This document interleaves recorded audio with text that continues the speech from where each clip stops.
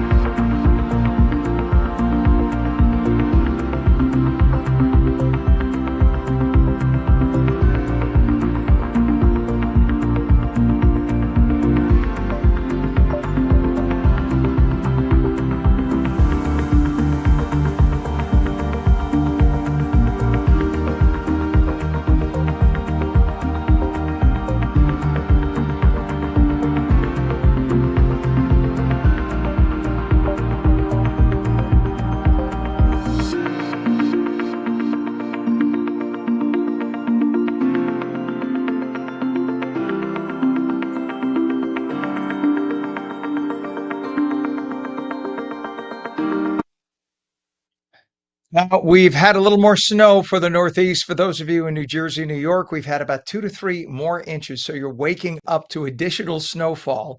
If you go outside, you'll see this and you'll think, didn't I just shovel? Yeah, this is fresh stuff. All new stuff. And Mike is saying there could be something by Sunday, Monday, Tuesday, but nothing definite yet. You have to keep tuned in and we'll let you know as we get closer to it. So there you have it. In terms of traffic right now, by the way, we have 30 degrees northern New Jersey. It is 27 degrees in Trenton. In fact, there's even the chance of thunder snow. Thunder snow still in the area. Looking at, looking at California right now in Los Angeles, the temperature is a beautiful 57 degrees in Los Angeles. It's 58 degrees in San Diego. And as we take a look at local traffic right now, we have speed restrictions on the Turnpike, this Pennsylvania extension that's due to icing and the additional snow that I just mentioned to you. We have delays on the Turnpike Eastern Spur northbound north of interchange 15E, 1 and 9 in Newark, all the way up to 280 in Kearney. It's about a 2-mile delay due to the combination of volume and additional snow. We also have road treatment going on at the Atlantic City Expressway, both directions from the western terminus all the way to Hamilton Township. Again, that's because of all the new fresh snow that they had. It was anticipated to some extent, but I don't think people thought we'd get a full 3 inches. I think people thought we'd get a dusting. We actually have a tiny bit of accumulation. Let's look at the Hudson River crossing, shall we? The Holland Tunnel and the Lincoln Tunnel are both reporting 15 minutes into Manhattan. Look at the GWB upper and lower levels right now, and you'll see that a little bit of volume, too bad. I think a lot of people still not driving because of the weather. You could see the snow is still falling for those of you in the Northeast. If you haven't looked outside yet, that's what you have to encounter when you go out. Those of you anywhere else in the country, this is what we're dealing with. Hello, welcome to winter. Looking at what's happening right now in California and Los Angeles, in Newhall, we have a hit and run with no injuries on the 5 at Roxford Street off-ramp. We also have a silver alert, missing elderly person, Los Angeles County. It says Jeff Johnson. I don't know if that's the name of the person, but just be aware they haven't given us a description yet. When we get descriptions, I will pass that along to you, please. But if you see an elderly person wandering in Southern California right now, Los Angeles specifically, please call the police right away and let them know about that. Okay. We have a road closure in East LA on the 710 Florence Avenue off ramp. And then we have construction going on the Bristol Parkway in LA. West LA area specifically. And finally, we have a collision to report, unknown if there are any injuries, and that is at Leffingwell Road and Meyer Road in Santa Fe Springs. On the West Coast, that is what we have. So there you have it. It is now 6 minutes past the hour. And President Trump delivered the first State of the Union address of his second term last night, saying the country is being transformed. Congressional action will not be necessary. It's already time-tested and approved. And as time goes by, I believe the tariffs paid for by foreign countries will, like in the past, substantially replace the modern-day system of income tax, taking a great financial burden off the people that I love. Well, the president slammed Democrats amid a shutdown that plagues the Department of Homeland Security. A number of high-profile guests were there, with the president inviting Turning Point USA CEO Erica Kirk, the widow of Charlie Kirk. He also introduced the U.S. men's hockey team, following, of course, their gold medal win at the Winter Olympics this past weekend. Democrat lawmakers sat through many unifying moments, such as when Trump welcomed the mother of a Ukrainian woman whose throat was slashed by a homeless man as she innocently sat on a Charlotte commuter train. They also sat emotionless as Trump announced the border was closed, and the president chastised them to stand at times, as in when he said it is the job of U.S. elected officials to care for U.S. citizens first, not illegal aliens. That gave a standing O. The entire right side and a few people right at the edge between left and right stood and cheered. Mainline Democrats and the arch left sat there stewing. And several members of the far left squad shouted and hurled insults throughout the president's speech, breaking House tradition and decorum, including Ilhan Omar. In all, the president's speech lasted a record 1 hour, 48 minutes, the longest in history, beating even his own record of 1 hour, 36 minutes when he gave the State of the Union address last year, which technically was considered a joint session of Congress address because it was the State of the Union for the previous president. In an emotional Instagram post yesterday, Savannah Guthrie said her family is offering a reward of up to $1 million for any information that would lead to the recovery of her missing mother, Nancy, who vanished from her Arizona home after last being seen the night of January 31st. Here's some of the post. We are offering a family reward of up to $1 million for any information that leads us to her recovery. All of the information about this reward and the details is in the caption below. You can call the 1-800-TIP line. You can be anonymous if you want. Someone out there knows something that can bring her home. Somebody knows. And we are begging you to please come forward now. Now, when she says click on the caption below, go to Savannah Guthrie's Instagram site. Anyone can go to it on Instagram, Savannah Guthrie, and you will see the links that she's talking about in case there is something and you'd like to pass it on. Guthrie acknowledged her 84-year-old mother, who's believed to have been abducted from her Tucson home, may not be alive, given the time that has passed, her age, and her medical issues. Guthrie also pointed out that she knows her fame is why the case has garnered so much attention. So for that reason, she said the family is also donating $500,000 to the National Center for Missing and Exploited Children. 10 minutes past the hour, Texas Congressman Tony Gonzalez is facing calls to resign over alleged inappropriate messages to a staff member. A lawyer for the staff member's family says texts show coercive and sexual content. Gonzalez denies having a sexual relationship and says the accusations are politically motivated. The controversy has disrupted his re-election campaign ahead of a competitive primary. House rules prohibit relationships between members of Congress and their staff, but Expulsion is extremely rare. The Louvre's director has stepped down months after a high-profile jewel heist at the museum. The theft raised questions about security procedures at one of the world's most famous institutions. Investigations focused on how the robbery was carried out in broad daylight. It happened at 9:30 in the morning last October without anybody paying any attention to what looked like a construction crew. Officials have implemented a number of security upgrades since the heist, including changing the passwords on their security system. I think it was Password or Louvre, something like that. 11 minutes past. Nick Reiner pleaded not guilty Monday for 2 counts of first-degree murder and the deaths of his parents and remains jailed without bond. Reiner allegedly killed parents director Rob Reiner and photographer Nicole Singer Reiner in their Brentwood home. Preliminary hearing is scheduled to determine whether the case will proceed to trial. If convicted, Nick Reiner could face life in prison without parole or even maybe the death penalty. Robert Carradine, known for his roles in Revenge of the Nerds and Lizzie McGuire, has died. He came from the famous Carradine acting family. Carradine built a decades-long career in film and TV. Fans remember him most for portraying the lovable underdog Louis Skolnick. Carradine was 71. And new data shows a major disconnect between how advertisers view AI ads and how Gen Z actually feels about them. 82% of execs think Gen Z likes them, but 45% do, and the rest don't. Many young consumers see AI-generated marketing as inauthentic or unethical. And today is National Inconvenience Yourself Day. The date encourages people to put others first through small acts of kindness. It was created to promote empathy and awareness of others' needs. So do something nice for somebody else today. It is 13 minutes past the hour. When we return, a new study looks at why people continue using GLP-1 weight loss medications. We'll be right back.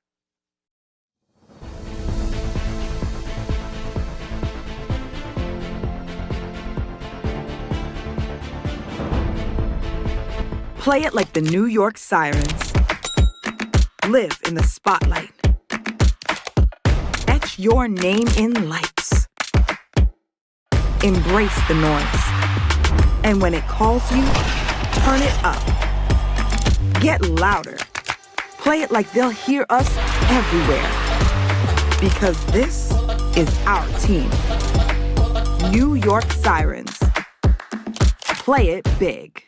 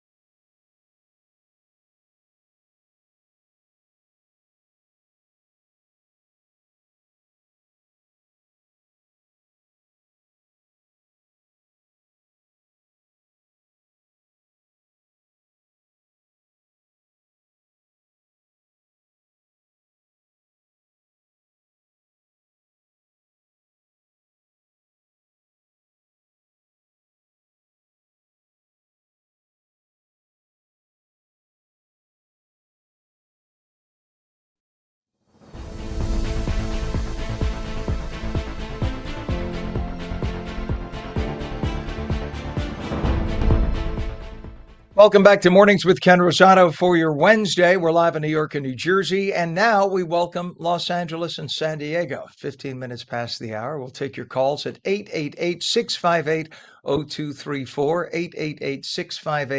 888-658-0234. For the Northeast, a little snow is going to taper off, still falling for the next hour or two. Clouds then.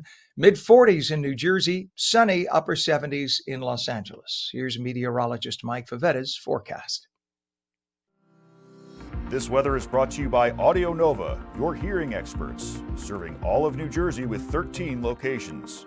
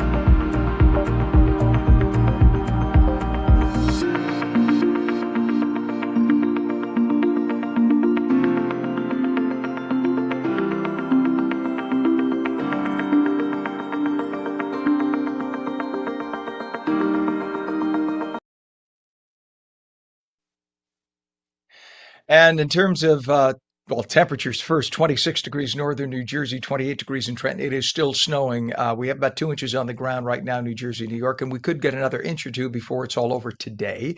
And then we might see a little influx of some more serious snow the end of the weekend into Monday, Tuesday next week. We'll let you know tomorrow as we get closer if that's going to happen. On the West Coast right now, though, it is 55 degrees. Los Angeles, 57 degrees. San Diego, it is sunny. Or going to be sunny. It's clear right now. It's sunrise in 2 hours. It'll be sunny and beautiful in LA today. In terms of traffic, let's go over, if we can, to Route 17 and 80. Right now, we have something going on. It's not telling us what. Actually, it says there is a crash, but they're saying that it's by Route 46 in Wayne. I don't know if that's causing that much of residual delay. It very possibly could be, but you could see a little buildup of traffic already at the intersection there of 80 and 17. Just beware of that as you go out there. Remember, the roadways are snow covered. It's a kind of annoyance snow that's not quite enough to get the plows out. So you may encounter a lot of snow on roadways, especially the secondary roadways as you go out today. Just be aware of that. We have a crash on 78 right now, eastbound west of exit 36 in Warren. Left lane is closed. And we have a crash on 287 right now. On the 287 crash, of course, they're just updating it as we speak. The 287 crash is northbound south of exit 8, Possumtown Road, Piscataway. The right lane is closed there. Hudson River crossings, Lincoln and Holland, both reporting 10 to 15 minutes into Manhattan. The GWB, 15 minutes in, moving pretty well. Upper level on the right, lower on the left. No major delays reported. To the West Coast we go right now, and we have a traffic hazard they're calling. That could be a water main break. That could be debris in the roadway. That's on the 101 at Laurel Canyon Boulevard in West Valley. We have a missing elderly person in Los Angeles County. So it's only 4:19 in the morning in LA. If you see an elderly person wandering the streets, please call police. It's a silver alert. And there's a road closure right now in East LA on the 710 at Florence Avenue off ramp. 20 minutes past the hour, a new study in the Journal of Medical Internet Research shows how Rutgers Health is examining why many patients continue using popular weight loss medications, even when they experience uncomfortable side effects. Researchers found that people who lose weight on the drug are motivated to continue taking the drug. To break down the findings is lead author Abanoob J. Armenius, who is a researcher and graduate student at the Rutgers School of Public Health. We say good morning, Abanoob. Good morning. Thank you so much for having me. It's good to have you on. And yeah, it's funny because everyone said, do you know how to pronounce his first name? A friend of mine is a Coptic Orthodox, and he always talks about Saint Abanoob. So I'm like that person who knows how to pronounce your name, right? Who's Medican, as we would say. So I have to ask, and full disclosure, I'm on a GLP-1. I've been on Ozempic for about 9 months because I was pre-diabetic. And because I used to be 356 pounds many years ago, had a gastric bypass. I just want to put it out there as we do the interview. So I am one of those people who's experienced the side effects. And exactly what your study found applies to me, because there are nasty side effects. But once I saw the additional weight loss, I said, hey, I'll deal with it. Is that what you've discovered in that study? Yeah, of course. And we've seen this with a population of online medication reviews. We saw it specifically, I'm not sure which one you are taking, but we saw it specifically with Ozempic, and specifically those that were taking Ozempic for off-label use and weight loss. We saw about 2/3 of the population that we studied did experience some sort of reduction, either in appetite, weight, or just general cravings, and that an associated also 2/3 found that they also experience some sort of nausea, vomiting, or constipation that you may have experienced as well. Yeah, and for those that don't realize, because I've had people ask me, when we go on the drug, if we're a little constipated, we'll just take laxative. It doesn't work like that. This is not for those who don't realize. I'm sorry to get a little graphic, a little bit. This is not regular constipation. This is your entire alimentary canal from beginning to end being frozen. So, right, you don't have, it's like, if I think I could do that to my hand. And if I think I need to go, sorry, but you can make yourself. When you're on this drug, you think it, you want to, but you can't control it. So that's why I know that many surgeons, if you're going to undergo anesthesia now, they make you get off a GLP-1 for a couple of weeks because they're worried about potentially not being able to swallow using your autonomic nervous system, correct?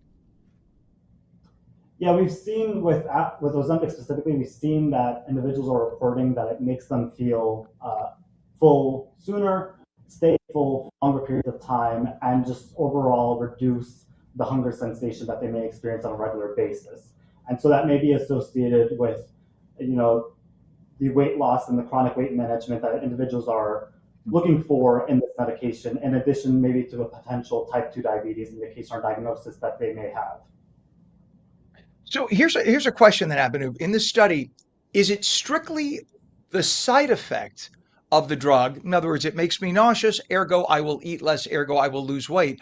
Or does the peptide GLP-1 itself change the way your body treats glucose and absorbs it or excretes it?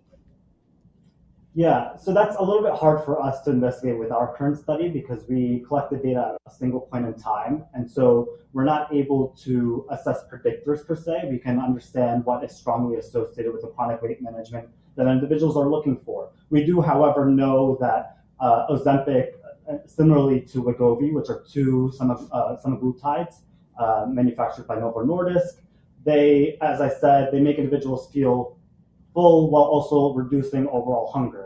The way it works is that it is a single peptide that targets a single receptor by mimicking a hormone that overall kind of regulates that process. And so that's kind of the evidence that we had going into it.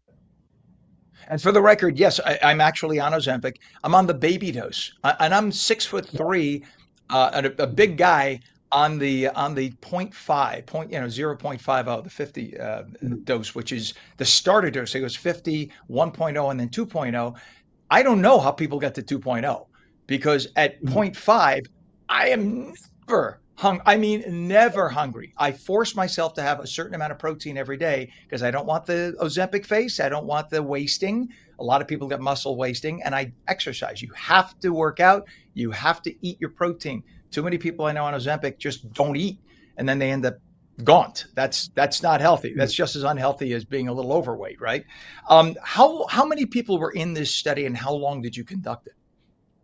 Yeah, of course. So there's of course it was again an online medication review collection process. We collected a total of 78 reviews from February 2023 all the way to June 2023. So kind of at the peak of the what we call quote unquote Ozempic craze. And so we then went into the thematic analysis process, which very simply means that we try to find recurring ideas and themes across those 78 reviews.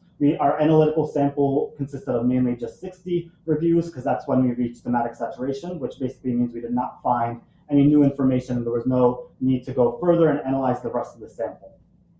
Yeah, it is amazing though that I had lost weight probably 120 pounds with gastric bypass years ago, kept it off. And then to get from like 230 down to 210, 215, I did intermittent fasting, worked phenomenally, kept that off. And at 215, my blood sugar levels were right at the edge, which is why technically to prevent getting into type 2 diabetes, that's why I went on it. And it was my doctor's suggestion. And it did control my blood sugars beautifully. But then I dropped another 35, I'm doing the math, 35 pounds to like 180. And I've been locked at 180 since. I could try to eat anything.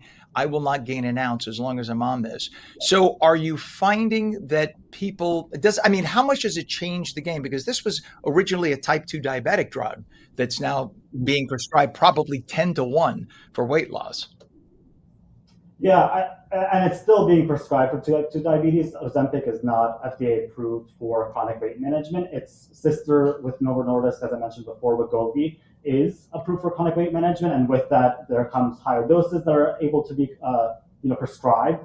And so that's what makes our study so special is that we're looking at individuals that were specifically taking Ozempic and explicitly, using it for off-label use for chronic weight management. And so that's kind of why it's so interesting to get those trends out of this specific data population. Well, we're down to about 10 seconds. What's a website that people can read the study in more detail? This is fascinating. Yeah, of course, they can visit the journal itself, the Journal of Medical Internet Research, and you could just search up patient perceptions of Ozempic using for weight loss. Good deal. Abanoob J. Armenius, researcher and graduate student at the Rutgers School of Public Health. Thank you for coming on this morning. Thank you so much for having me. Thank you. You bet. 28 minutes past the hour. Phone lines open. We're coming right back.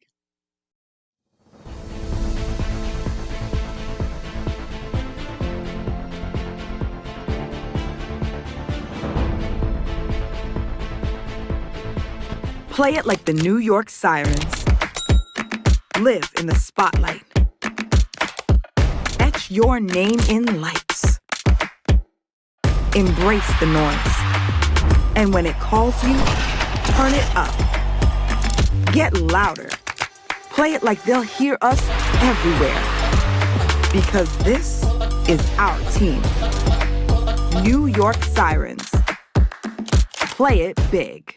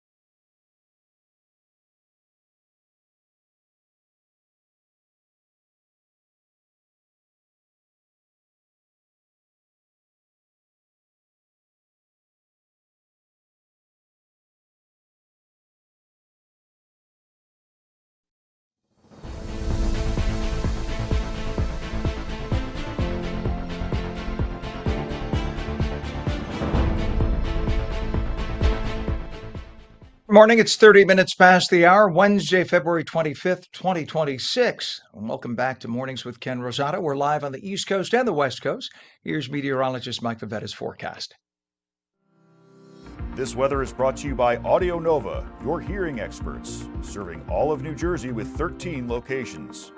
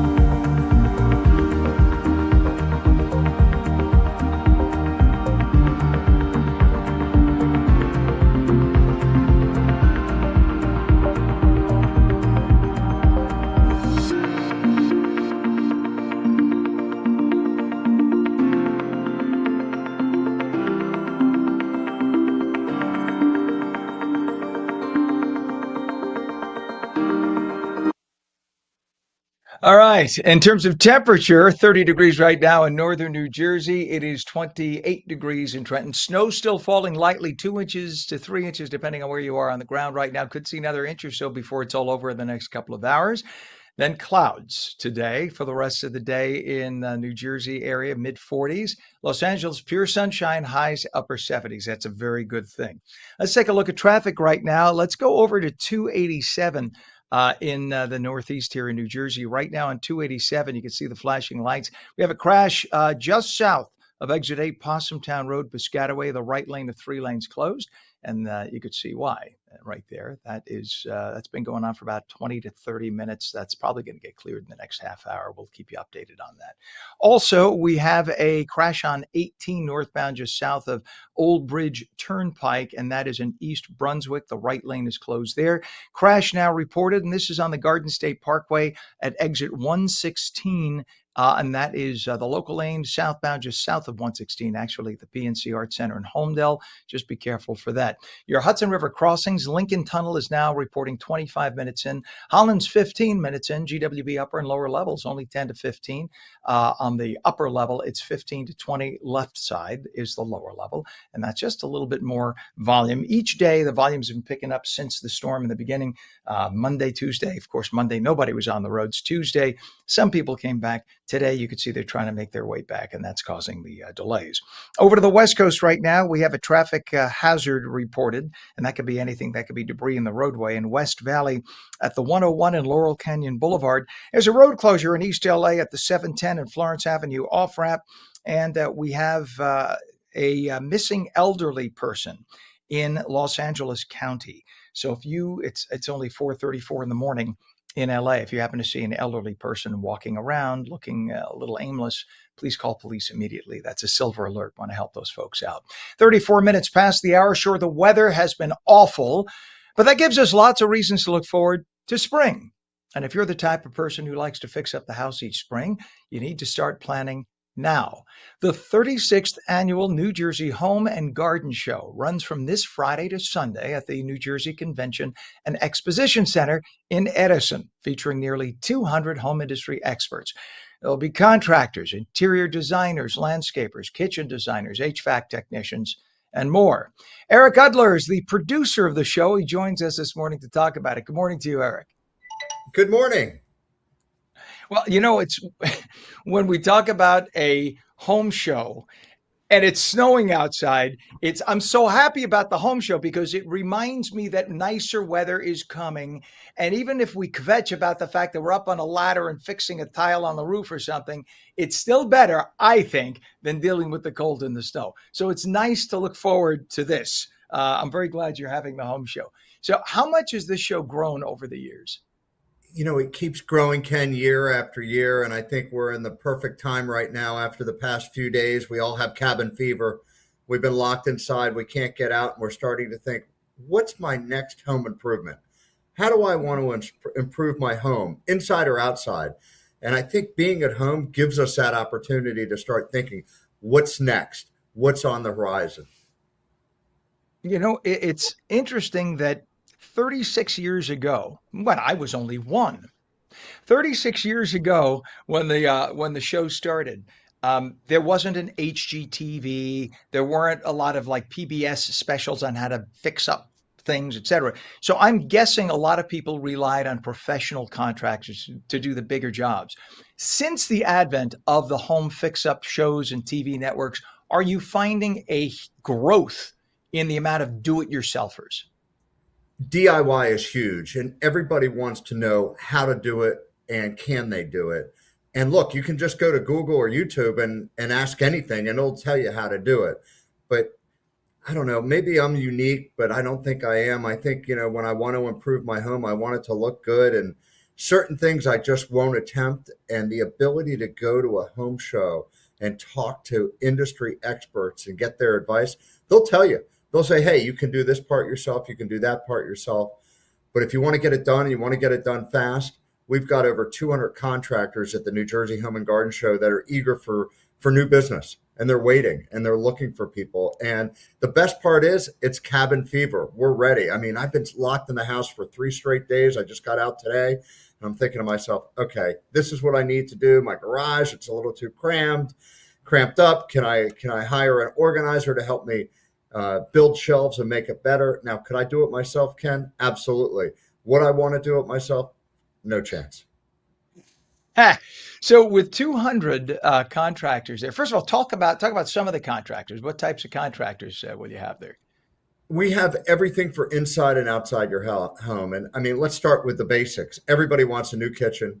Everybody wants a new bath. How do you improve your kitchen or your bath? And we've got plenty of contractors that do that. But you might want to think about home improvement when it comes to home efficiency. And can we make our home more efficient? Do we need a new home air conditioning system or HVAC system? What are other things we can do to save money, whether it be solar? So we've got all the experts under one roof. It's like going to the mall, but in 2 or 3 hours, you can meet every expert that can help you with your home. And then it brings ideas and inspiration. And we're calling it burst into spring. When you're locked inside and it's cold out and it's been snowing like it's been, I mean, the smell of fresh flowers. We've got 4 feature gardens at the show. They're big. You breathe in, you smell it. It gives you like the taste of spring. And you know what? After all this snow, I'm ready for spring. Are you? I'm with you. Oh, yeah. I am. Let's put it this way. I live in Fort Lauderdale 50% of the time. I was supposed to be doing this broadcast from Fort Lauderdale this week, but because of the blizzard, I'm still in New Jersey. But because we have studios at both locations, but it is what it is. We'll deal. It kind of makes it all the more fun once you finally get down there, right, to the nice weather.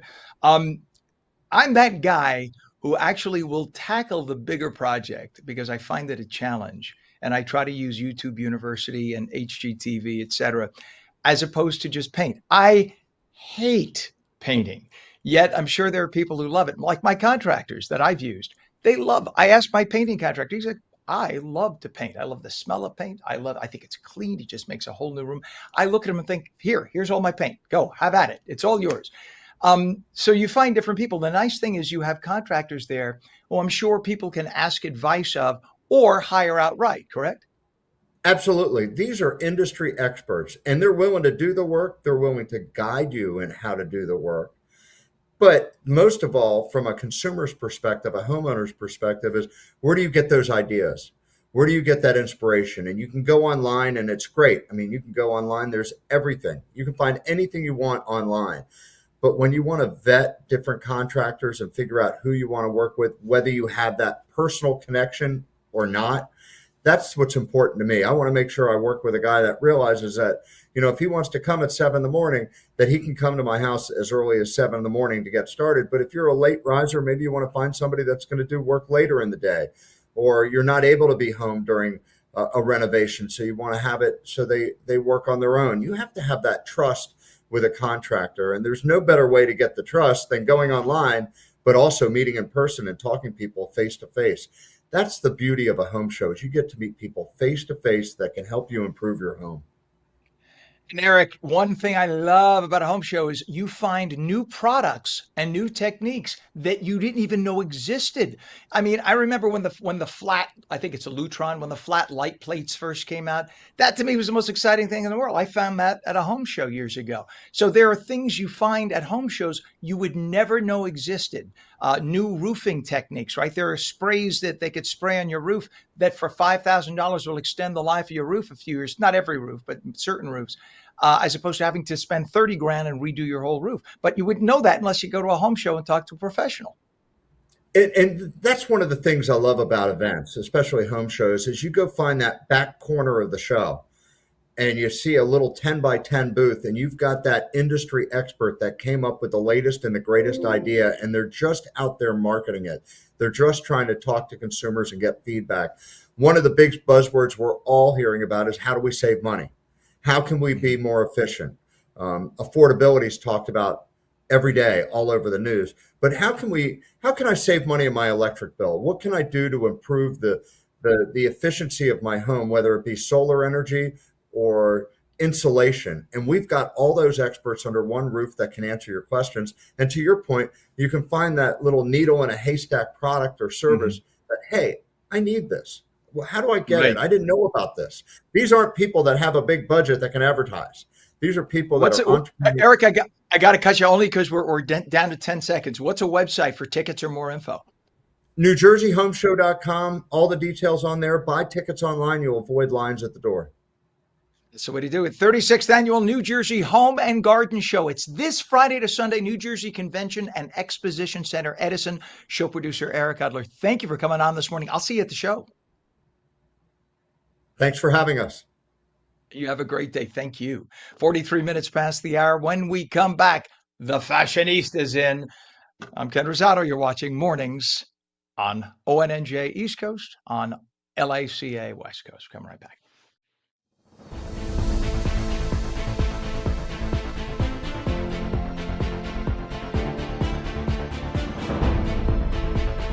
Play it like the New York Sirens. Live in the spotlight. Etch your name in lights. Embrace the noise.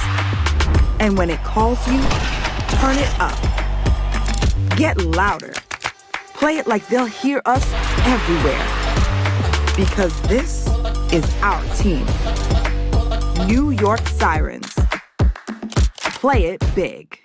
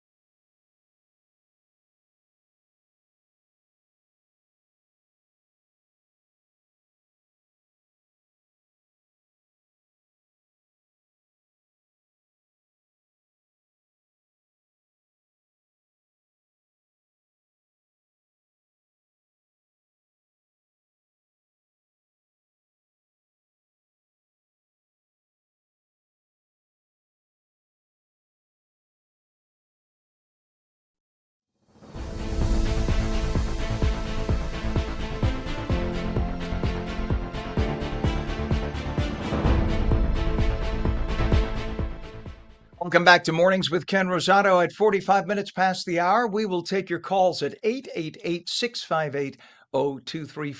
888-658-0234. Meteorologist Mike Favetta has the forecast for your city. This weather is brought to you by Audio Nova, your hearing experts, serving all of New Jersey with 13 locations.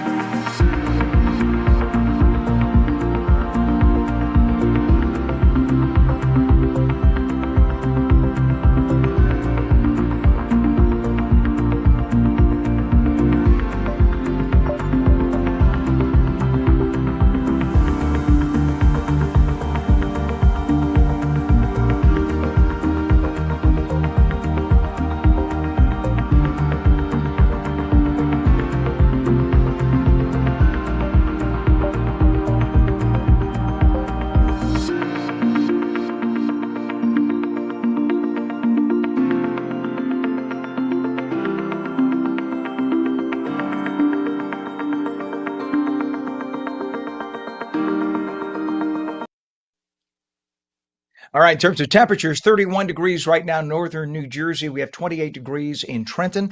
On the West Coast, 55 and clear in Los Angeles, 58 sunny and dry soon to be. Of course, it's dark right now, so we'll think sunny thoughts. It's only 4:48 in the morning in San Diego, but that is where it is 58 degrees, clear, dry, beautiful place to be. Back to the reality of the East Coast now in New Jersey. We have snow falling 2 to 3 inches on the ground in much of New Jersey, northeastern more specifically than the southern part. And that's going to continue for the next hour. Another inch or so expected on the ground. So please give yourselves extra travel time and be careful on the roadways. We have a crash right now on 295 southbound north of exit 22, which is Hessian Avenue in West Deptford Township. 2 right lanes on the right shoulder are closed. Crash on the Garden State southbound south of exit 74 in Lacey. All lanes are open, but that's causing some delays. Another crash on the Garden State southbound south of Asbury Toll Plaza in Tinton Falls with the 2 left lanes blocked. Again on the Garden State Parkway. Of course, they just updated this. When they do, the whole thing resets. Sorry about that. We have local lanes northbound with a crash north of exit 120, Lawrence Harbor and Old Bridge. The right lane is blocked there. And we have now, this is all Garden State, disabled vehicle on the Garden State local lane southbound south of exit 116 to the PNC Art Center in Holmdel with the left lane blocked there. I-80, we have delays westbound west of exit 53 in Wayne to exit 52 Passaic Avenue. That's just due to volume and snow on the road, so give yourselves extra travel time. The Hudson River crossings right now, we have a slowdown beginning at the Lincoln, about 30 to 35 minutes in. The Holland Tunnel is only 15 to 20, and the GWB starting to slow down now, and that's as volume picks up. You can see snow on the cameras, too. Upper level is on the right, lower on the left. The lower is a little better than the upper. It's going to cost you about 20 minutes in. Pretty much either way, though, right now. On the West Coast, in California, Los Angeles area right now, there is a missing elderly person in LA County. So if you see somebody at 4:50 in the morning, elderly wandering around, please call police. That may be the person. They didn't give us a description, but that may be the person that we are looking for. Right now. And then there is construction to report in central LA on 777 West Washington Boulevard. It is 50 minutes past the hour. A new TV series is sparking a renewed fascination with one of the most iconic style figures of the 1990s. The FX series Love Story, John F. Kennedy Jr. and Carolyn Bessette, is introducing a new generation to the timeless fashion of Carolyn Bessette Kennedy and her relationship with JFK Jr. Fashion expert Don Del Russo of LiveTheGlamour.com, that's glamour with an O-U-R, LiveTheGlamour.com, is here to talk about it. Good morning to you, Don. Good morning, Ken. How are you? It's the British way of spelling it, because it comes from the French. So Exactly. we spell it that way. As my friend from Canada, who's French speaking from birth, Michel, he says to me, that's the way it's supposed to be spelled. You guys ripped off the language. That's technically he's right. I like it. So we're talking about Carolyn Bessette Kennedy. And by the way, a lot of people don't realize JFK Jr., when he took off with that plane with Carolyn Bessette Kennedy, that plane took off from West Essex Airport in Fairfield. Yes. So that was, part of North Jersey. That's where he took off and sadly never returned. He crashed outside or off of Martha's Vineyard. But that, I do think that kind of added to the mystique and the, everything with the Kennedy family and whatnot, and how their style resonated so strongly with people. I do, absolutely. I think, it's so funny because I'm watching the series and I'm saying, I wonder if all of this would have still carried over this many years later. Had that not happened, it's going to be a question that lasts forever. I mean, you don't even know if how their relationship would have lasted. But yeah, I mean, that signature, he had such a signature style and she did, like the two of them were like iconic at the time. And now we're watching a series and it's all coming back. And 90s style revival was here before this series even came out. A lot of, younger kids thought it was a new cool style. Meanwhile, everyone from the 90s is like, oh, we've seen it. We've been there. We've done that. Her style, Carolyn's style is just, it's more because it was a minimalist. She worked for Calvin Klein. So I think that played a really, really big role in her being such a style icon. I mean, working for him and being in those offices in the 90s, you had to have some sense of style. You had to have, your own taste in things. And I think the Calvin Klein style, if anyone knows it from the 90s, like Kate Moss was like iconic at the time. And when he dressed her, it was a big deal. And I think Carolyn kind of was able to take on that feel of Calvin Klein, but then incorporate her own style as well. Now, talking about JFK Jr., I remember in the late 90s when a gentleman, if you weren't dressed down, you would dress up in a suit with a tie. I remember his look was a little more like this when he dressed up. He didn't do the tie. It was kind of cash formal business. It was that Yeah. blend, and he could, because he was so handsome, he could wear sackcloth and he would still look good, damn it. But the point is that he was able to make it okay to look professional without a tie at a time when, no, if you were going to be at a meeting in the city, you had that. He was a magazine editor. A lot of people forget he started a magazine. And she also, as you mentioned, was known for her clean lines and neutral palettes. If somebody wants to recreate Carolyn's aesthetic without feeling too plain, what's the way to do that? Yeah, what you said about Don is so true. And it's funny because now no one would realize that like wearing a baseball cap with a suit, they'd think like, what's the big deal? But when he was doing that then and riding around the city on a bike, it was like, what is this guy doing? Gorgeous looking man, so handsome. And he has this really signature style of his own, which men at that time, if anyone knows, that wasn't a thing. Like you didn't do that. You weren't, dressing, you were kind of in this conformed style, and he was out of that. So they complement each other. To get her look, it's funny because you would think in a way it would be simple, like minimalist, neutrals, simple palettes, white button down, a pencil skirt. Yes, like that is where you can start. But I think it's in the details. I think she really knew her body shape. She really knew how to work with, her hair color. She's a blonde, and she complemented that with the colors that she wore. I think shoes were a big deal for her. She really, she would wear, very simple, understated shoes, but like a kitten heel or a sandal that somewhat pulled the look together. It didn't stand out too much, but it made the whole look work for her. She would do these like brown corduroy pants. There's a couple looks, black pants, black simple slip dresses, a lot of things that you would think I can just go into the store and get, but the whole point is to have it tailored and make sure it fits you really well, is what she did so specifically, is that her looks really fit. And that ties back into, I think, working for Calvin Klein, because that mattered so much. I mean, working for a company like that, you paid attention to those type of things, and you knew what celebrities were pulling and what they were wearing for red carpets working with him. And she was a big part of that. So I think that's what really elevated her style. Because if you look at her style before she worked there, before she was with JFK Jr., it was a little bit more relaxed, a little bit more hobo style, flowy. So she really made this transition from a more casual New York City girl to this really elevated, stepped up look. And yeah, outerwear is a big thing too, right? So that was a Very major good. role in her wardrobe. Tailored coats, as you mentioned, blazers, trenches, and that was such a defining element. People can do that though, right? You're able to do that, but you have to be able to pull it off with confidence. I find that if people dress and walk, or I should say, if they walk and act confident in what they're wearing, they could pull it off. If they look demure and uncomfortable, they can't. Am I wrong? Oh, that's such a good point. It really is how you feel in your clothing. Because I've seen people wear, she had like a leopard coat on at one point, and you would say, "Whoa, that's a big statement piece," and a little bit out of the minimalist look. But because she had confidence and could hold it really well, it worked for her. Someone else could put that leopard coat on, and it is a big no. So I think that how you wear something, how you feel in it really does matter. And that's a point that I make to a lot of people, is that don't put something on that's just a trend that doesn't feel comfortable, that you don't feel good in. Make sure that you wear something and you put it on and you love it. So if it's just not your style, don't do it. Don't wear it. Which is why I didn't wear the pencil skirt today. I didn't, for that reason. Fashion expert Dawn Del Russo of livetheglamour.com. As always, thank you for coming on this morning. We'll see you next week.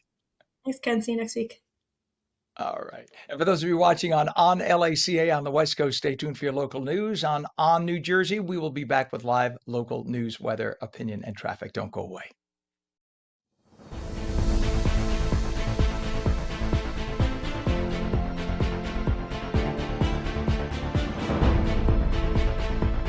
Play it like the New York Sirens. Live in the spotlight. Etch your name in lights. Embrace the noise. And when it calls you, turn it up. Get louder. Play it like they'll hear us everywhere. Because this is our team. New York Sirens. Play it big.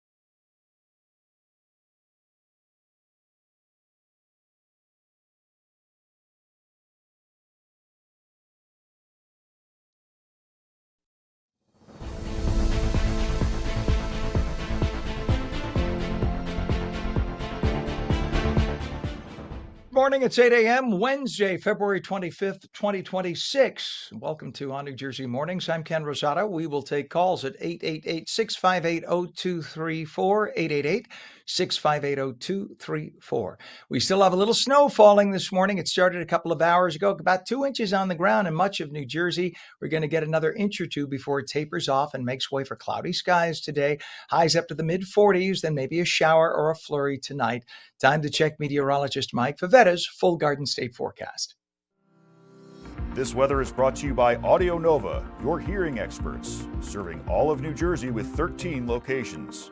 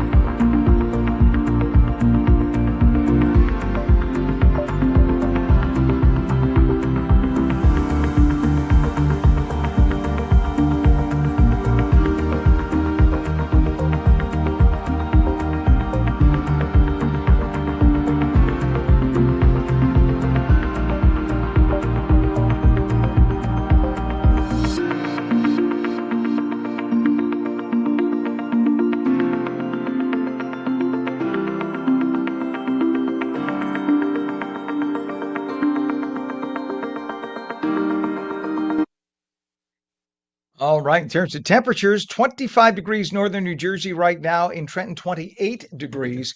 Things are not good for a lot of folks because the roadways are very slick because of the snow. So please give yourselves lots of extra travel time. In fact, specifically on the Garden State Parkway, we're going to go through a whole slew of accidents in just a minute. Let's see. Do we have the I-80 cam right now? Let's 295, which is 295 or I-80 cam? So on 295, just to let you know, there is a crash right now southbound. Sorry, this keeps refreshing because there's so much happening. But 295 has a crash right now, and that is southbound north of exit 22, which is in West Deptford Township. Two right lanes on the right shoulder are closed. Now, Garden State Parkway, let's go through this. We have a whole bunch of crashes. A crash on the Garden State southbound, south of Asbury Toll Plaza, Tinton Falls. All lanes are open, but things are going slowly through there. Crash on the Garden State southbound, south of exit 74 in Lacey Township. All lanes are currently open. Staying on the Garden State Parkway now. Let's see. They just updated again. Sorry, folks. Excuse me. We have a crash right now. It is local lanes impacted just north of exit 120, Lawrence Harbor, Old Bridge Township. Right lane is blocked. And we have a disabled vehicle right now on the Garden State Parkway as well. That disabled vehicle is on the Garden State local lane southbound, just south of exit 116 to the PNC Arts Center, Homedale. The left lane is currently blocked. Over to the Hudson River crossings, Lincoln Tunnel is 30 to 35 minutes in. It's just volume at this point. The Holland Tunnel right now is looking not so bad. It's only 20 minutes, 15 to 20 to get in. GWB starting to build up, especially on the lower level on the left. Upper level starting to build as well. It's going to cost you about 25 to 30. And again, people going slowly. This is the first day a lot of folks are driving again after a long weekend with the snow and stuff that we had on Monday, and a lot of people took yesterday and worked from home. So just take it easy, pack your patience as you're heading in this morning. Well, President Trump delivered the first State of the Union address of his second term last night, saying the country is being transformed. Members of Congress, the state of our union is American strong. Natural gas production is at an all-time high because I kept my promise to drill, baby, drill.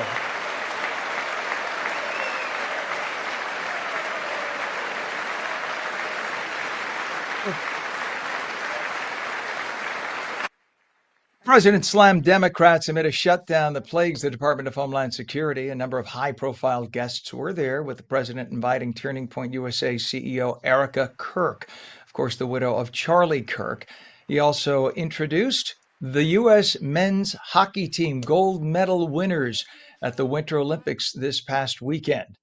Here with us tonight is a group of winners who just made the entire nation proud. The men's gold medal Olympic hockey team. Come on in.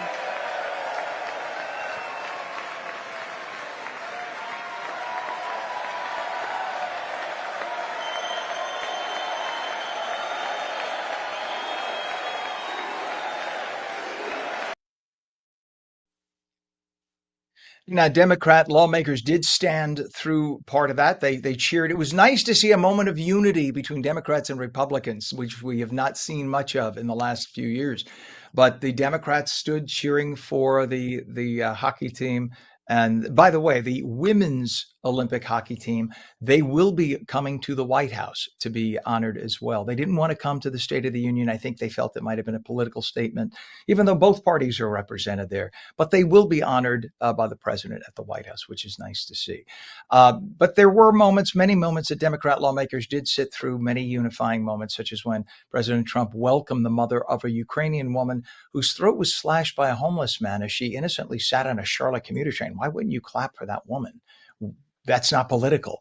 They also sat emotionless as President Trump announced the border was closed, and the president chastised them to stand at times, as in when he said it is the job of U.S. elected officials to care for U.S. citizens first.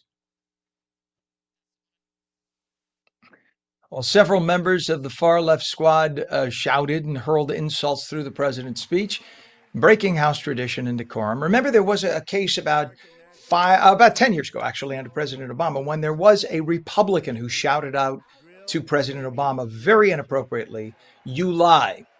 And that created an uproar. It became the lead story on all the news. I worked for ABC7 at the time, and that was like our lead story the next day. How rude. He got censured by the House for doing that. Now you literally had the squad shouting insults and cursing. In fact, Ilhan Omar and Tlaib to the right, they're wearing white. Tlaib is wearing a button that says, spelled out, F-U-C-K, ICE. She's wearing a button for the whole world to see. Now, it's fine. You can have that opinion. Many people very validly have that opinion. You know that children are going to be watching, families are going to be watching. Is it really necessary to have that on your vest? You can hate ICE. I'm fine with that. You have every right to say it. And you should if you really feel that way. But do you really need to have an expletive to make your point when you are on national television? It doesn't help you. It really doesn't help their image. Many people on the left writing on many of the sites today, they kind of look buffoonish. The president's speech, for many people, very long. In all, the president's speech lasted a record 1 hour, 48 minutes, beating only his own speech of 1 hour, 36 minutes. It's the longest State of the Union speech in history. People on the right think it was the greatest thing ever. People on the left condemning it pretty wholeheartedly. That is the state of our country today.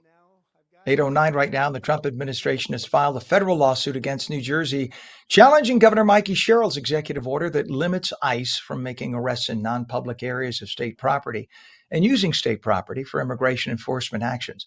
The Justice Department argues the order violates the Constitution's Supremacy Clause and interferes with federal enforcement of immigration laws. The lawsuit claims restricting federal agents' access to certain state facilities hampers public safety and release of individuals convicted of serious crimes. Governor Sherrill and New Jersey officials say they will defend the policy, though Article 6 of the Constitution is pretty clear. It is extremely rare that a local government wins when that argument is made. Well, Mayor Zohran Mamdani dismissed viral videos of New Yorkers pelting NYPD officers with snow, saying yesterday that it wasn't a criminal act, just a snowball fight. He referred to the rather large adults in their mid-20s who were hurling chunks of ice at some points at police as just kids. Mayor Mamdani was asked whether he agreed with NYPD Commissioner Jessica Tisch that the incident in Washington Square Park Monday was criminal. All he would say is he saw videos of kids tossing snowballs at police as if it was just a friendly mutual snowball fight. You take a look and judge for yourself. Do you agree with Commissioner Tisch that what happened in Washington Square Park with these snowballs was criminal? And how can you take steps to prevent something like this doesn't happen again? So I've seen videos of kids throwing snowballs at members of the NYPD in Washington Square Park. And first I want to say that officers have been on the front line of helping our city respond to this blizzard. They have been keeping New Yorkers safe, and they have also been at the heart of our efforts of digging New Yorkers' cars out of these kinds of conditions and ensuring that our ambulances, our MTA buses can keep functioning across this city. They and our entire city workforce deserve to be treated with respect. Now, if you've ever heard the word obfuscate and didn't know what it meant, that is obfuscating. They ask you one question, you answer a total other question, and everybody's confused. Like, what did he say? They asked, is it criminal? And he's saying the police help people shovel out their cars. Obviously, he doesn't want to answer the question, doesn't want to go on record. I get it. I think, in looking at the video, I think in the beginning it was a playful snowball fight. That's what it looks like. It doesn't look like it started off nasty. I think it got carried away. You had a couple of ne'er-do-wells. Probably 80% of the people were just having fun. And I think the cops were having fun too with them. Then you had a couple of idiots who decided to throw what looks like chunks of ice. And actually several officers had to go and they got cuts. You don't get cuts from snowballs. So somebody packed stones or ice and were throwing it at their faces. That's when things got out of hand. You throw a rock at a cop, that's a criminal act. So that's where Mayor Mamdani needs to step it up and defend his police. And you can't just say, oh, it was just an innocent snowball fight when you have cops with cuts to their faces and eyes caught on video. So I think that's the thing. It's both. It started playful, ended up not so playful. Coming up at 8:13, you're watching On New Jersey Mornings. We'll be back in 2 minutes.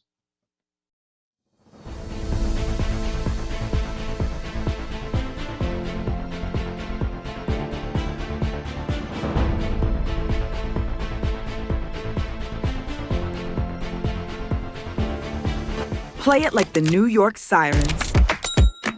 live in the spotlight.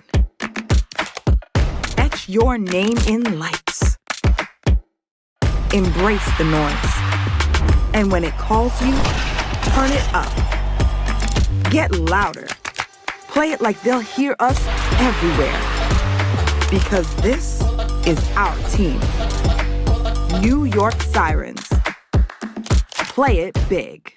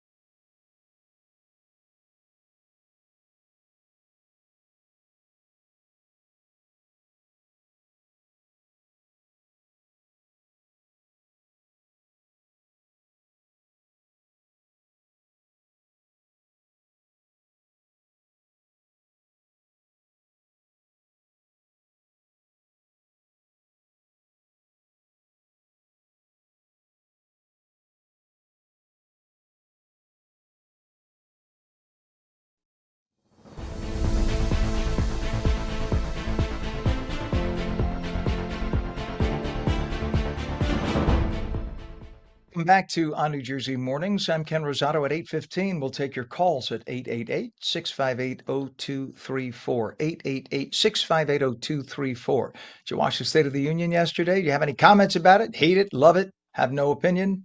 Let us know. Sick of the snow? 888-658-0234.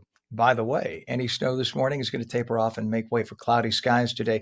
A lot of people seem to be caught by surprise. Mike talked about this yesterday before he went out of Dodge. He left us with the video forecast today. That's why he's not here live with us.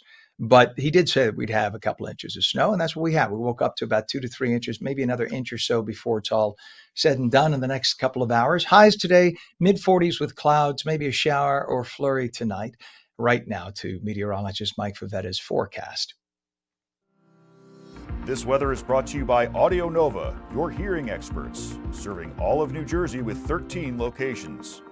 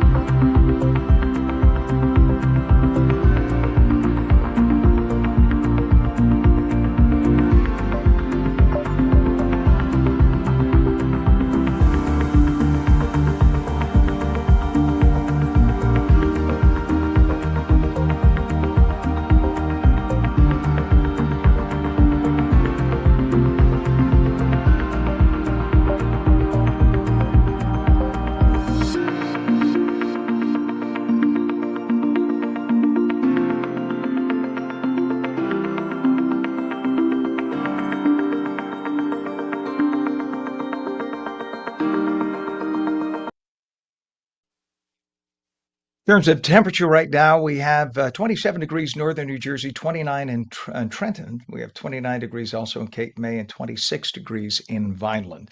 So we have everything below freezing. That's why we have snow still falling. It's going to fall for the next hour or two. In terms of traffic, over at the Philadelphia border with Camden, we have a crash on the Ben Franklin Bridge westbound from the New Jersey side to Camden. 2 left lanes now closed. That's a serious deal. It's only 3 lanes. So that's going to be bumper to bumper. Avoid the Ben Franklin Bridge altogether. We have a crash on the Turnpike Hudson County Extension westbound west of Newark Bay Bridge in Newark. The right lane is blocked there. We have a disabled tractor trailer, Route 36 northbound north of Route 35 Eatontown with the right lane and right shoulder closed. And then we have a couple of things on the Garden State Parkway up and down, basically between exits 90 and 130. A number of spinouts and crashes. We have a crash now southbound south of Asbury Toll Plaza on the Garden State in Tinton Falls.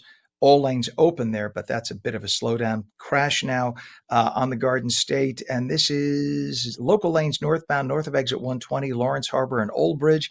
The right lane is blocked there. And over to 295, we have a crash now southbound, north of exit 22, Hessian Avenue, West Deptford, with the 2 right lanes and the right shoulder closed. Look at the Hudson River crossings right now. The Holland Tunnel is going to cost you 25 minutes in, Lincoln 30 to 35. GWB upper and lower levels starting to get real heavy now. Lower level is on the left, upper on the right. It's now going to cost you 35 minutes into Manhattan. 8:19 is our time. You know those films and TV shows you love to watch? Well, many of them are made right next door to New Jersey and New York City. And actually, many of them now being made in New Jersey too now. Well, we see the stars in front of the camera, but without the crews behind the scenes, the camera operators, the grips, electricians, and technicians, there would be no production. I worked at ABC 20 years. My best friends were the stagehands, the camera operators. Those were my buddies because these are the people that worked hard to try to make this ugly puss look decent. A new book, Cinematic Immunity, an oral history of New York filmmaking as told by the crews that got the shot, shines a spotlight on those unsung professionals. Let's say good morning to author Michael Lee Nierenberg. Good morning, Michael. Hey, Ken, how are you? Great. I'm a Tisch School grad from NYU. So when I saw you were coming on, I got all excited. That's what my degree is in. And then I ended up doing this. So I am so happy that you wrote a book to really honor the 95% of the people that work behind the scenes to create film and TV. People look at the one person on screen, they think that person is everything, but without a great crew behind, it's nothing, right? So your book is described as the first below the line history of filmmaking. What does that term mean? Well, I mean, every behind the scenes book, documentaries about the writers, the directors, the actors. So I've been in the business for 20 years, and I had this idea a long time ago because you hear those great old man stories that tell you about working the French Connection, The Exorcist, and you're like, wow, you're just in awe of these stories. So it just happened to be that I wrote another book, I've done some documentary stuff, and it was time to do this one during the pandemic. I just I was like, love it. this is now or never. And in fact, 5 of the people I interviewed have passed away. So um, we're losing them. Yeah. Yeah. And these, you're talking about the great films, 50s, 60s, 70s, some of the greatest films.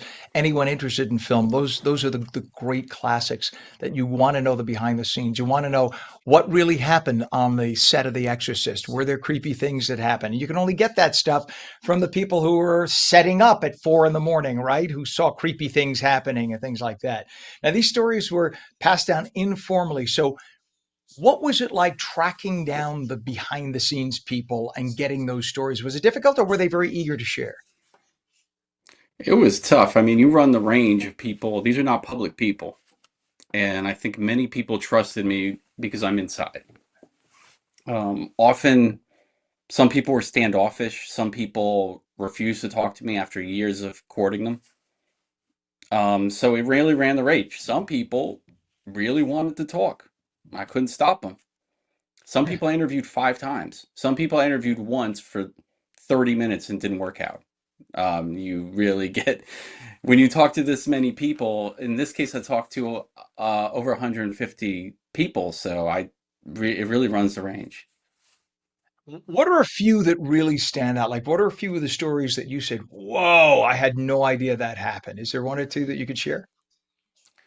There's a lot of them, and I was trying to think of that before we got on today. One of my favorites is on The Equalizer, the TV show. They Mhm. had this director come in, and they did this shot, wasn't too technical. They get to this shot where it's like a little boy and he's in his room and his parents are fighting. They look to the director, they say, "What are we gonna do?" He goes, "Whatever you think feels right." And the cameraman who's telling me the story is like, "Something's off here." And so after a while, they're like, the actors start blocking it out themselves, which means they're just putting themselves wherever they want. The cinematographer, the DP is like, "We got to put them here because of the camera, this, that, right?" Right. So they were like, "What do you want to do?" They say this director. And then he goes, "I see," lights a cigar. He goes, "I see many possibilities." And he walks off. And it turned out he was an imposter. Him and his agent had used someone's ID or their social security, whatever. That's Oh, one of my I mean, you favorites. see my mouth? How the hell, in this era, you don't think that could possibly happen. This is before 9/11, I'm guessing. So you didn't have, This I was in the guess, the 80s, double and triple checking. Yeah. It's amazing. And did right? they ever So good. use the scenes? Did they use those scenes? I don't know. They shot so many episodes of that. I never followed up on that. Right, that's the But question for the next book. Did they actually shoot the scene with the do whatever and did they use it?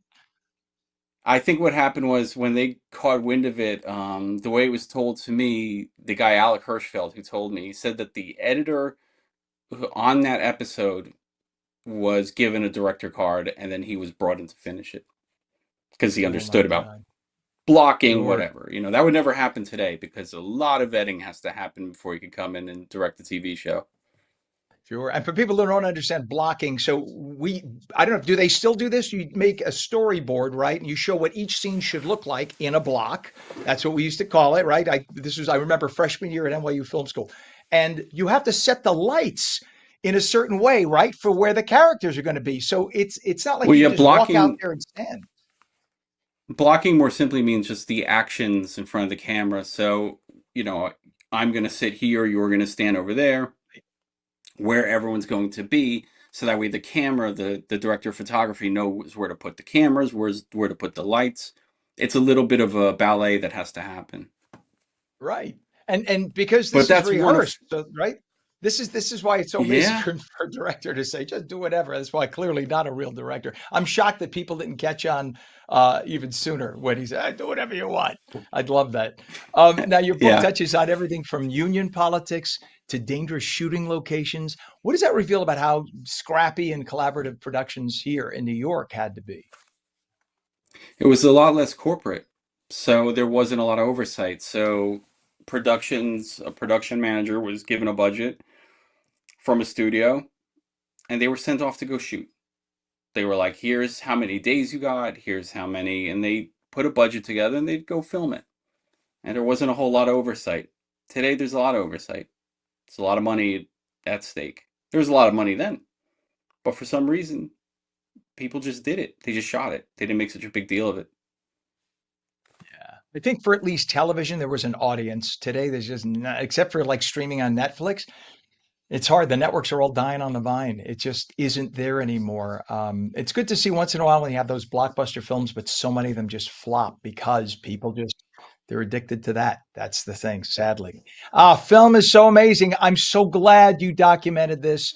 What's a website for people to buy the book or get more information? Well, you could buy it anywhere where they sell books, where the finer books are sold. Um, Feral House is the publisher, so feralhouse.com is where they'll tell you where you could best buy it. Uh, but yeah, I think most places where you buy books should be available to you. And the book is called Cinematic Immunity: An Oral History of New York Filmmaking as Told by the Crews That Got the Shot. Author Michael Lee Nierenberg. This is awesome. So glad you did this. Thank you for coming on this morning. Thank you for having me, Ken. You bet. It is now 29 degrees, 8:28. When we come back, the global gaming industry growing fast with projections showing the audience could reach 3.6 billion players. We're coming right back.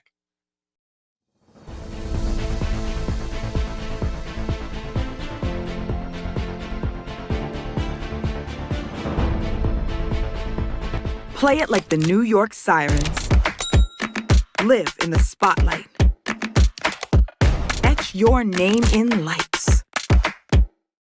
Embrace the noise. And when it calls you, turn it up. Get louder. Play it like they'll hear us everywhere. Because this is our team. New York Sirens. Play it big.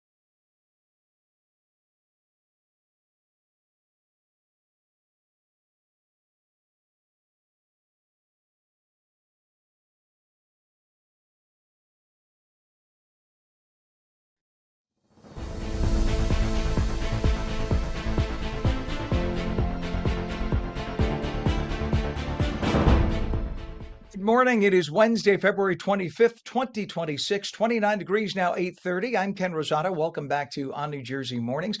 A little bit of snow out there. It started a few hours ago. It's going to continue for the next hour or two, maybe 3 to 4 inches before all is said and done. It's going to taper off and make way for cloudy skies today. Highs mid-40s. Hopefully some will melt off. And maybe a shower or a flurry tonight. Meteorologist Mike Favetta has left us the detailed Garden State forecast. This weather is brought to you by Audio Nova, your hearing experts, serving all of New Jersey with 13 locations.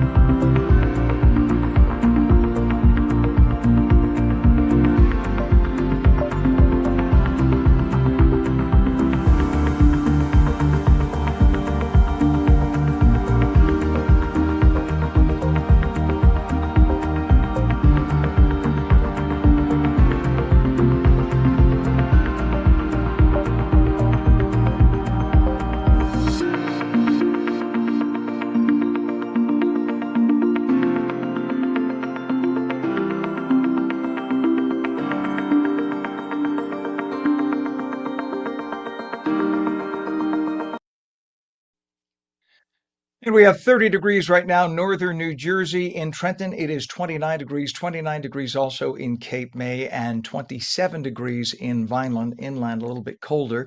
It's going to be snowing, like we mentioned, just a couple more hours, maybe another inch or so before all is said and done, 3 to 4 inches in total. In terms of traffic, we have a crash right now, Route 17 northbound, north of Route 46 in Hasbrook Heights. You could see the emergency vehicle right there, police on the scene taking care of that crash. Very slippery, so give yourselves extra travel time, please. We have a crash on the New Jersey Turnpike, and that is located, as they just refreshed the information, forgive me, that is located at the Hudson County Extension, westbound west of Newark Bay Bridge in Newark. Right lane is blocked.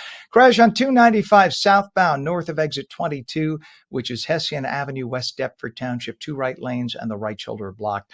Over to the Garden State, we have a crash on the local lanes northbound north of exit 120, Lawrence Harbor and Old Bridge Township. Right lane is blocked. On the Hudson River crossings, Lincoln is costing you about 35 minutes right now. The Holland, 20 minutes in. GWB upper and lower levels, heavy but moving. It's going to cost you about 35 minutes in. Upper on the left. I'm sorry, upper on the right, lower on the left.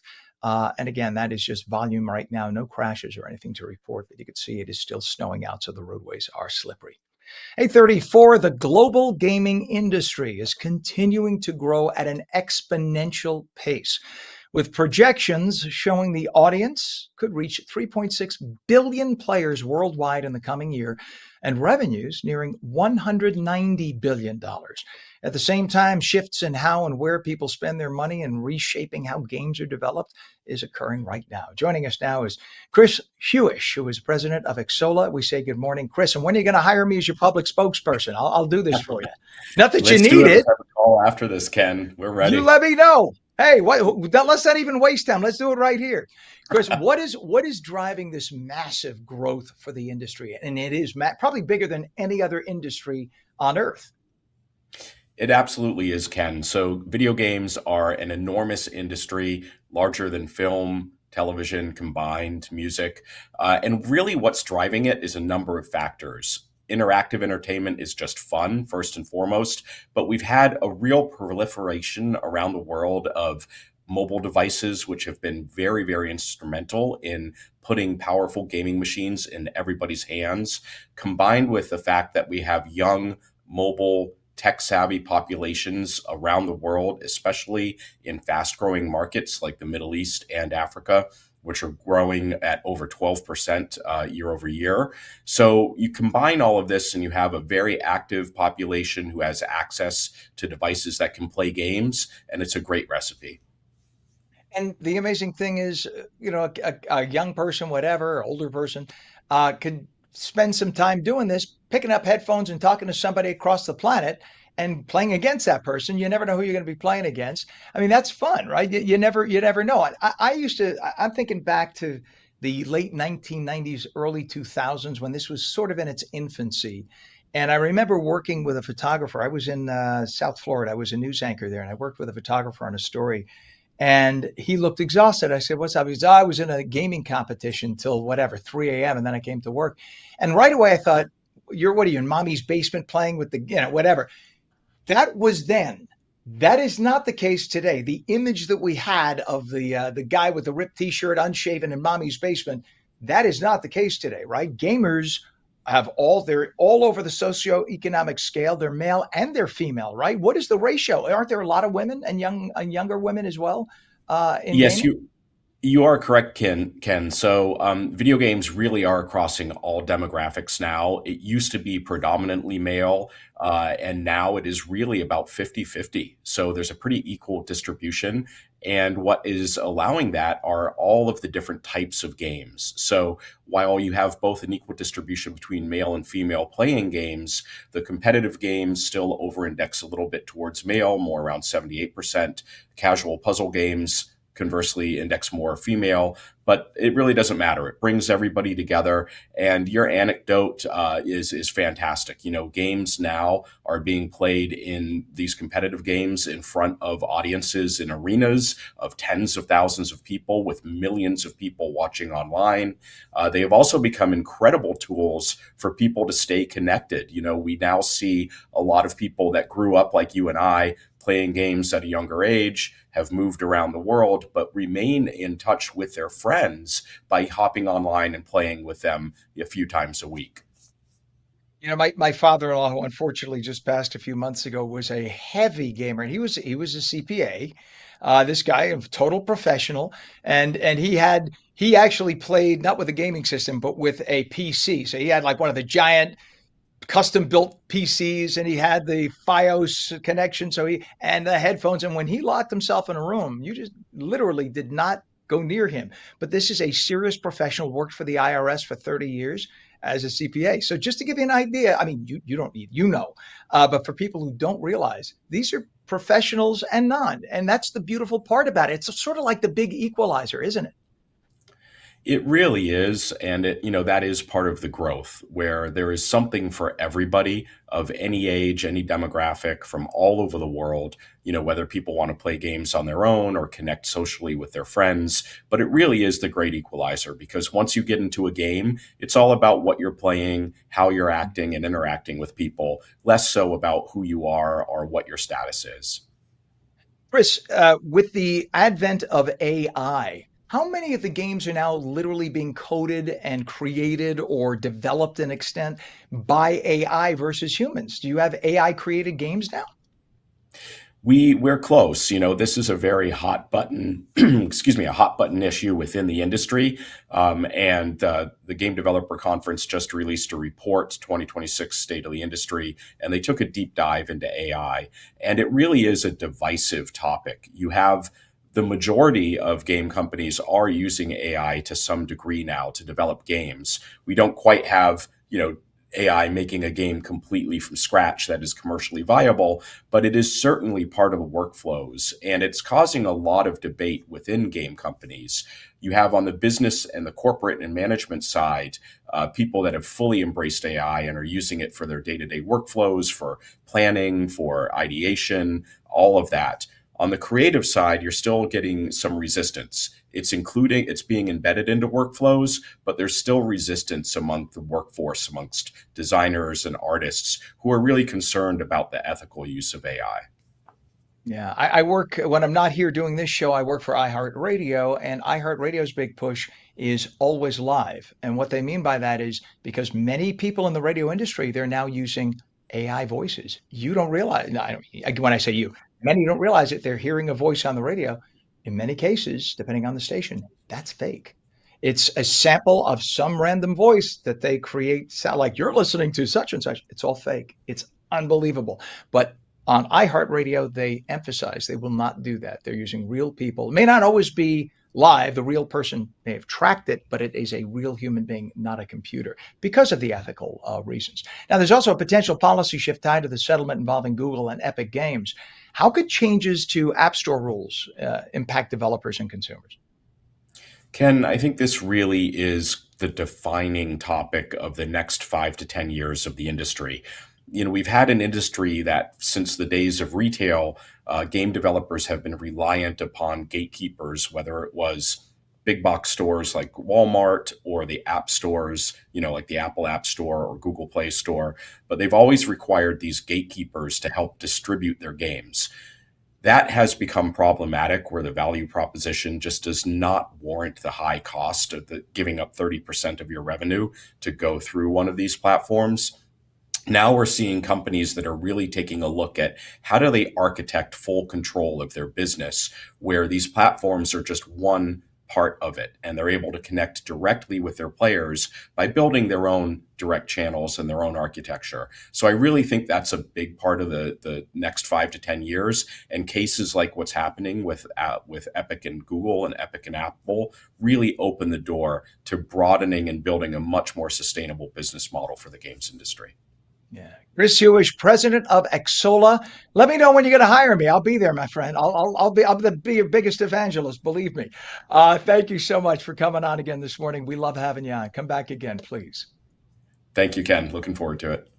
You bet. By the way, Pam, our director, pointed out he had green grass in the background, so he's in a nice warm setting, probably Southern California or South Florida. God bless him. It's 8:43 right now. When we come back, a major honor is shining a spotlight on one of New Jersey's most popular beach destinations. Any snow this morning, tapering off, making way for cloudy skies. You're watching On New Jersey Mornings. We'll be right back.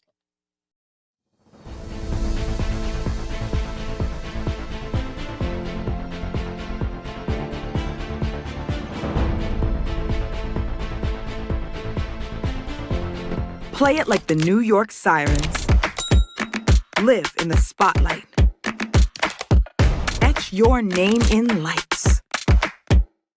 Embrace the noise. And when it calls you, turn it up. Get louder. Play it like they'll hear us everywhere. Because this is our team. New York Sirens. Play it big.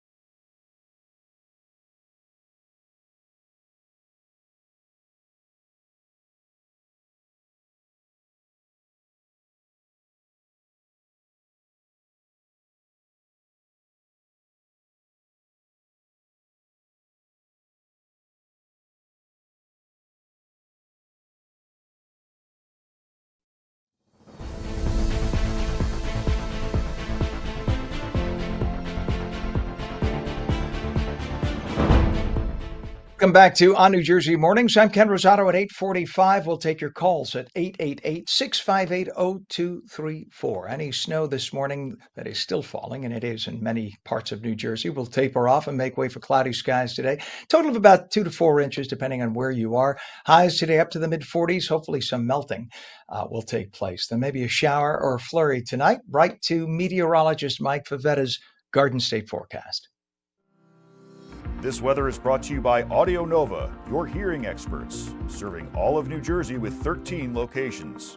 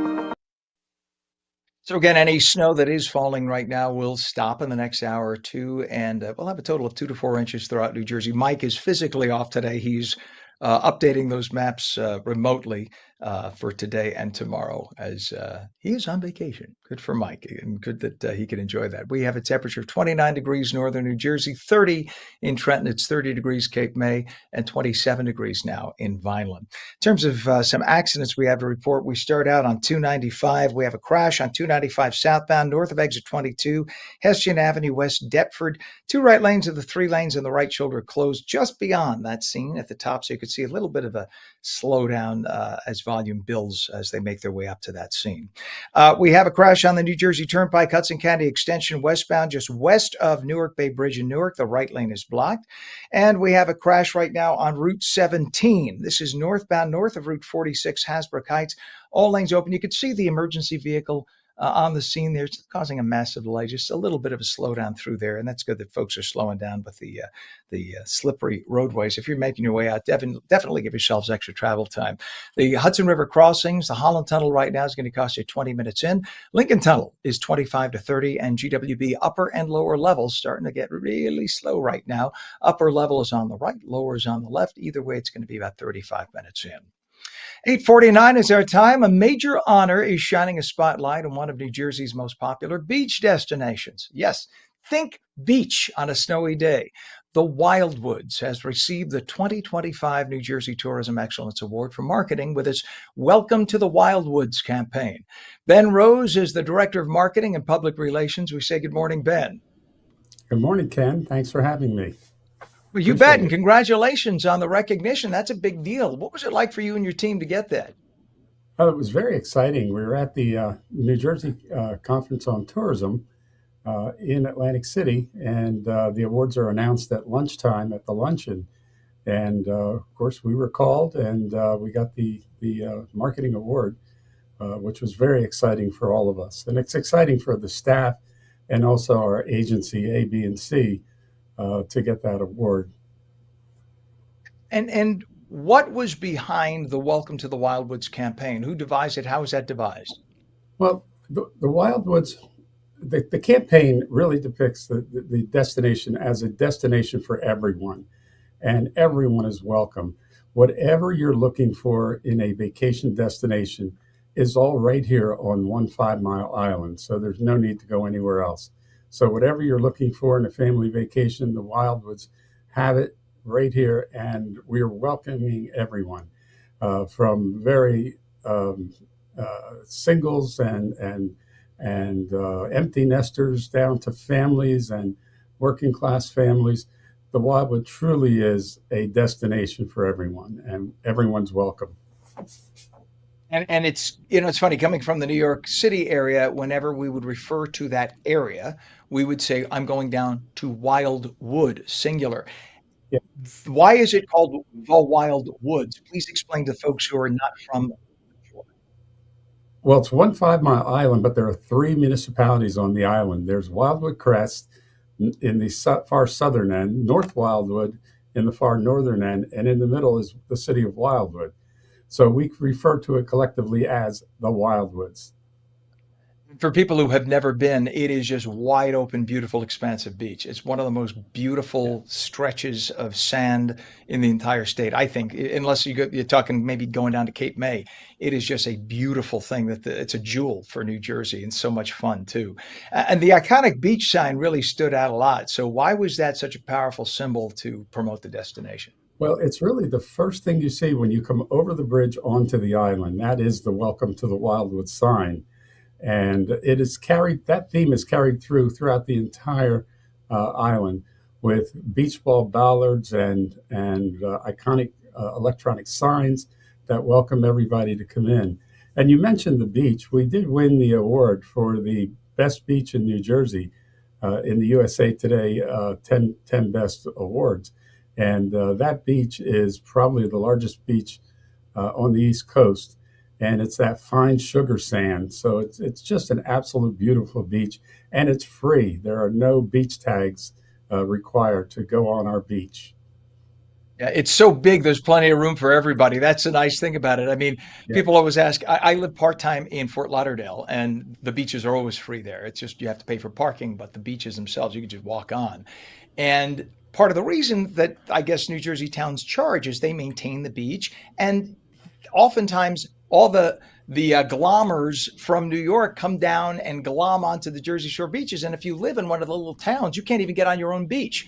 So I can understand why they charge, because I used to kvetch on the air all the time about why are they charging to get on a beach? That's why, right? Some of the prettiest beaches, if you live there, the whole point of paying the taxes to live there is to be able to use the beach.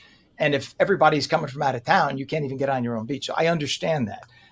But the Wildwoods, so huge, plenty of room for everybody, which is Yeah. really nice. And I know the campaign generated record-breaking digital engagement. Online is so important today, isn't it? Yes, online digital marketing is the key right now. You can reach individuals of a specific demographic at any time, and it's a great way to market because we really can pinpoint exactly who the customer is we want to go after, and then serve up ads that really engage that customer. So digital marketing is the key right now. But you mentioned why the beaches are free. Our tourism authority, the Greater Wildwoods Tourism Authority, pays the individual municipalities over $1 million to keep the beaches free, maintain the beaches, and pay for lifeguards. And we want everyone to enjoy our free beaches. Yeah, people don't even have a clue how expensive it is to do that, to maintain those beaches, maintain even the parking lots and all, and hire those people. That's a lot of money. And but Yes. that's one of the reasons why the Wildwoods will continue to be one of the crown jewels, if you will, of the Jersey Shore. By the way, how did the excitement translate into real world results when you put out this campaign? Well, 25 was a rough year. There was a lot of uncertainty, people vacationing for a less number of days, people booking closer to the time of departure. In 2024, we hit an all-time record tourism revenue. In 25, we equaled 2024. So we were absolutely thrilled with that since it was a very challenging year. We're looking forward to 26 right now. We think things are going to be a lot better, and we're hoping to hit another record high in 2026. We've been actually growing at a rate of about 6% every single year in tourism revenue. So the more and more people are discovering the Wildwoods are for them, and they're coming here to vacation, and we love that. We welcome And, everyone. and that's the beautiful part because it's a family friendly destination. And how do you maintain that? Because I know a lot of times you get the young folks and they come down and they do their heavy partying, but the Wildwoods really is a family friendly destination. Yeah, it really is. And well, we have curfews for the boardwalk. We actually pay for additional police on the boardwalk, so all the families feel very safe. And the island is a very safe destination. Uh, we control everything that happens on this island. The police departments are very excellent at what they do, and maintain a good sense of order. So we don't have any problems with teenagers. They're all very well behaved, and it's just a great time. And what is a website for more information, Ben? It's wildwoodsnj.com. That's wildwoods with an S, nj.com. Ben Rose, Director of Marketing and Public Relations for the Wildwoods. Congratulations again on the award. Well deserved. Thank you for coming on this morning. Let's have a very successful and wonderful summer. Yes, thank you, Ken. You bet. Thank you. It is 29 degrees right now, 8:58. Meteorologist Mike Favetta says any snow this morning, and it still is falling in much of New Jersey. It'll taper off in the next hour or two, make way for cloudy skies today, highs up to the mid 40s, and maybe a shower or a flurry tonight. Total accumulations anywhere from 2 to 4 inches throughout much of the state.